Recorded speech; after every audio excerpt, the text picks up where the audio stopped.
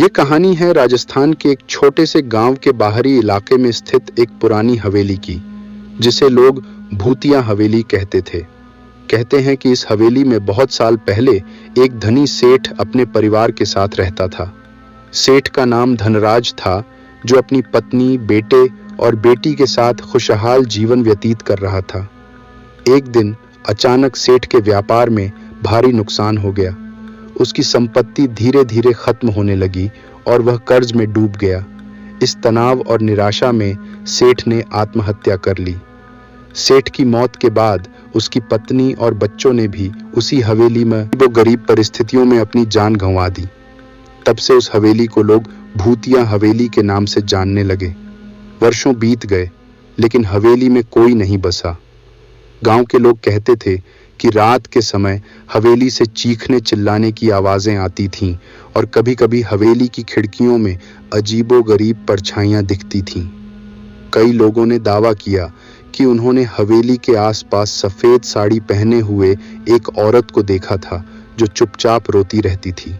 गांव में एक युवक था जिसका नाम अर्जुन था। अर्जुन बहुत ही निडर और साहसी था।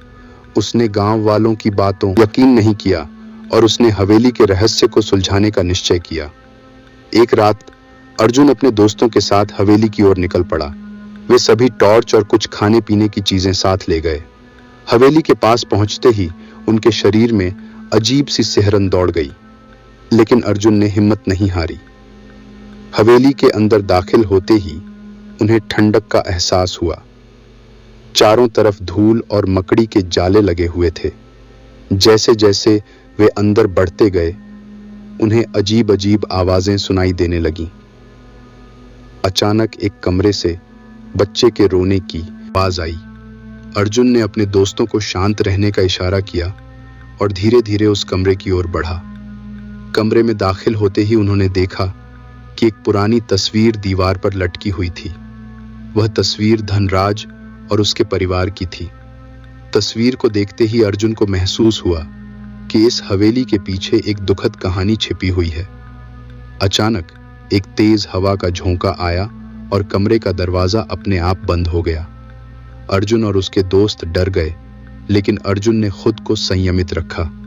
अर्जुन ने सोचा कि शायद ये आत्माएं अपने दोस्तों को एक जगह बैठने की वजह से और यहाँ भटक रही। हवेली के हर कोने की जांच करने लगा। उसने देखा कि एक कमरे में एक पुराना बक्सा रखा हुआ था।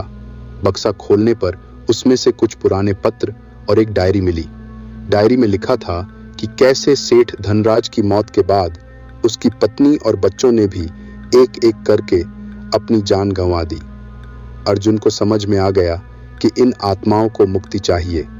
उसने गांव के पंडित से इस बारे में बात की। पंडित ने उसे बताया कि आत्माओं की शांति के लिए एक विशेष पूजा करनी होगी। अर्जुन ने पंडित की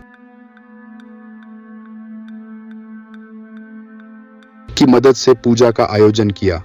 पूजा के बाद हवेली में शांति छा गई और हवेली के अंदर से आने वाली अजीबोगरीब आवाजें बंद हो गईं। गांव वालों ने देखा कि हवेली से सफेद साड़ी पहने हुए औरत की आत्मा धीरे धीरे आसमान में विलीन हो गई। अब हवेली में कोई डर नहीं था। अर्जुन की हिम्मत और साहस ने गांव को उस भूतिया हवेली के डर से मुक्त करा दिया। उसके बाद गांव वालों ने अर्जुन की बहुत तारीफ की और हवेली को एक स्मारक के रूप में संरक्षित किया। अर्जुन की बहादुरी की कहानी गांव में हर किसी की जुबान पर थी और वह सभी के लिए प्रेरणा बन गया।